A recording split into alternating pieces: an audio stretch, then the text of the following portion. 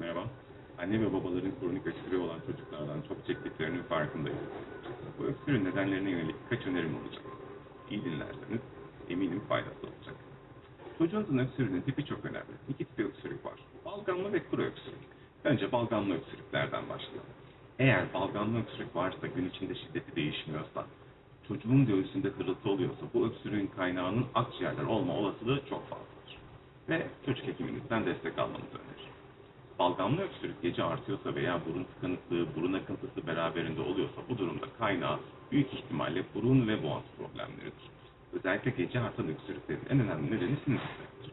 Yer çekim etkisiyle gece bazı sinüsler kolay boşalır ve gece öksürük. Bu durumda altta alerji de olabileceğini unutmayalım. Gelelim kuru öksürüklere. Dış ortamda tetiklenen ve akciğerlerde hırıltıyla giden nemli hava veya nebul hava vermekle rahatlayan öksürük varsa bu astım işaret ediyor olabilir. Ancak burun kaşıntısı, alerjik şikayetler, burun tıkanıklığıyla gidiyorsa alerjik burun hastalığınız olabilir. Eğer öksürüğünüze horlama, işitme azlığı eşlik ediyorsa, sık sık boğaz enfeksiyonları, sık sık sinüzit problemi varsa bademcik genizletinizi değerlendirmeniz lazım. Bu videoyu beğendiniz mi? Daha çok ve daha sık görmek istiyor musunuz? O zaman kanalıma abone olun, sayfamı beğenin, bu videoyu arkadaşlarınıza gönderin ve lütfen aşağıya küçük bir yorum bırakın.